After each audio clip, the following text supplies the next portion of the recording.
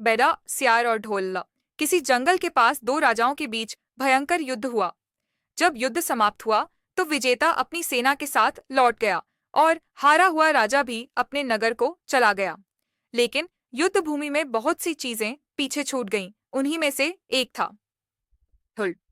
यह वही ढोल था जिसे सेना के भाट और चारण वीरता की कहानियां सुनाने के लिए बजाया करते थे। आंधी और ढोल की गूंज। कुछ दिन बाद जंगल में तेज आंधी आई। आंधी के झोंकों से वह ढोल लुढ़कता पुढ़कता एक सूखे पेड़ के पास जाकर अटक गया। उस पेड़ की टहनियां ढोल से सट गईं और जब हवा चलती तो वह टहनियां ढोल पर टकराती।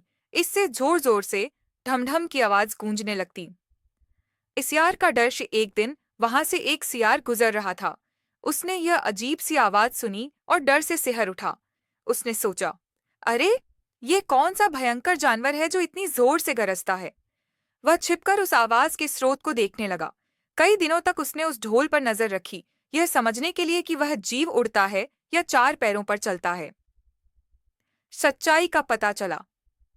फिर एक दिन जब सियार झाड़ियों में छिपकर ढोल को देख रहा था, तभी एक गिलहरी पेड़ से कूदकर ढोल पर आ गिरी। ढोल से हल्की ढम की आवाज हुई, लेकिन गिलहरी आराम से बैठकर अपना दाना कुतरने लगी। सियार हैरान रह गया। अरे, तो यह कोई हिंसक जानवर नहीं है।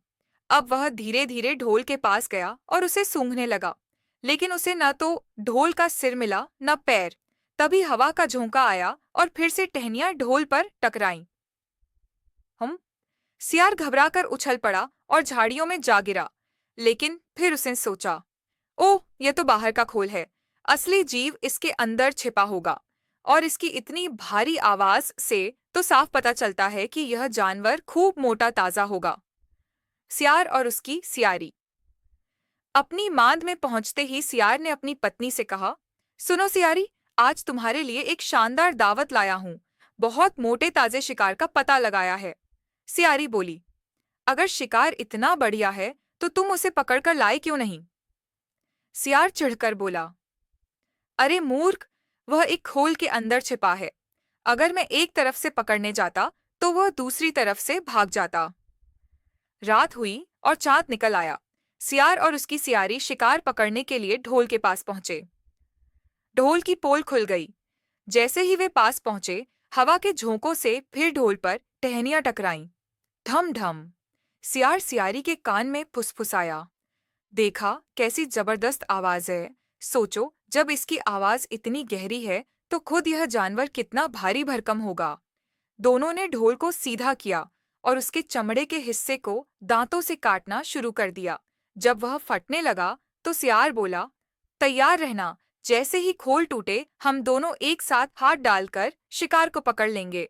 दोनों ने हूं की आवाज के साथ एक साथ हाथ अंदर डाले, लेकिन अंदर कुछ नहीं था। वे एक दूसरे के हाथ पकड़कर रह गए। हैं, यहाँ तो कुछ भी नहीं है। दोनों एक साथ चिल्लाए और माथा पीट कर रह गए। शी, जो लोग ऊपर से बहुत ताकतवर और प्रभावशाली दिखते हैं, वे अक्सर अंदर से खोखले होते हैं, बिल्कुल ढोल की तरह।